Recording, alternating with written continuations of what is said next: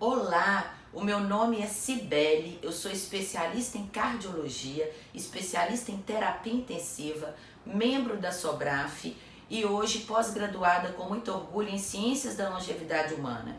Trouxe para vocês um tema muito importante que é a cardioendocrinometabologia. A importância desse tema se dá porque as doenças cardiovasculares ainda são a principal causa de morte no mundo. Estima-se que 17,7 milhões de pessoas morreram no ano de 2015 acometidas das patologias do sistema cardiovascular. Isso representa mais de 30% de todas as causas de morte no mundo.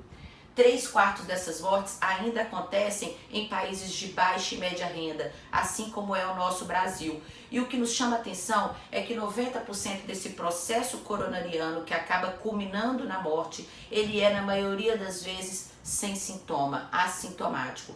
45 a 60% das mortes por infarto, elas vão acontecer ainda na primeira hora após o início do sintoma. E 80% dessas mortes acontecem ainda no primeiro dia. Muito se melhorou em termos de mortalidade do evento agudo com o surgimento depois da década de 60 das unidades coronarianas, do estudo hemodinâmico de urgência e do uso de trombolítico. Mas o que os especialistas ainda questionam é porque 80% dessas ocorrências ainda poderiam ser evitadas. Muito tem feito então em tratamento de fase aguda, mas muito pouco caminhamos no sentido de prevenção. Parece que até o momento não estamos traçando o caminho certo. E muito disso é porque a medicina tradicional e a cardiologia convencional ainda colocam muito foco das doenças cardiovasculares no colesterol.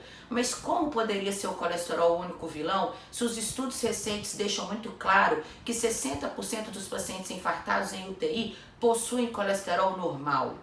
Surge a partir daí, então, um novo conceito integrativo, onde iremos acoplar, claro, o conhecimento e toda a evolução de tratamento de fase aguda da cardiologia e da medicina tradicional, mas vamos colocar também um novo conceito preventivo, que gira em torno da inflamação subclínica.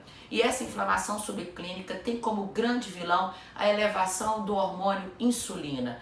A partir desse momento, nós vamos ter uma definição de vários marcadores inflamatórios e nós vamos poder ter uma noção, tanto do ponto de vista qualitativa quanto quantitativa, de quanto isso está acometendo os nossos pacientes. Um exemplo disso é a proteína C reativa, que quando elevada, ela pode aumentar 4 vezes a incidência de infarto ou de AVC.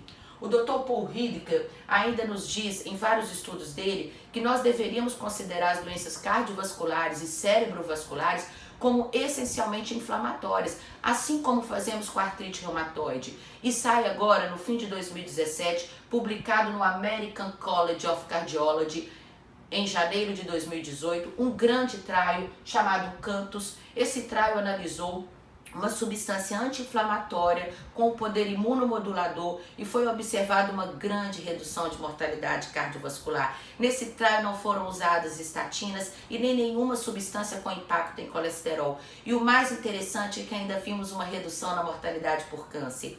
Junto com toda essa alteração metabólica que já falamos da inflamação subclínica, hoje sabemos sim que as desordens hormonais são sim muito contribuintes com a chance de um infarto ou de um AVC e de qualquer outro tipo de doença cardiovascular. E eu trouxe para vocês algum exemplo, por exemplo, a menopausa e a perda do estradiol e progesterona e de todo o efeito cardioprotetor que ambos possuem. A andropausa e a queda observada da testosterona, a testosterona hoje considerada um dos hormônios mais prevalentes no músculo cardíaco, a alteração da função tiroidiana, já é conhecido que o hipotiroidismo está associado à aterosclerose prematura, a adrenopausa, no grande papel que o DEA tem em reduzir a lipoproteína A, reduzir o índice de insulina e reduzir a oxidação do LDL, a melatopausa e o grande impacto que a melatonina tem principalmente na prevenção de acidente vascular cerebral, a somatopausa. Hoje já existem vários estudos que nos mostram que a deficiência de GH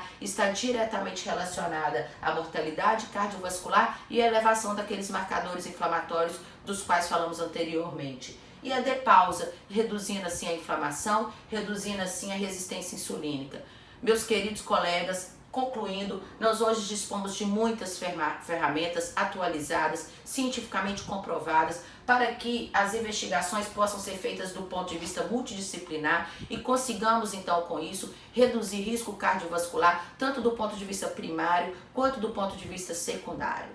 Um abraço e até a próxima.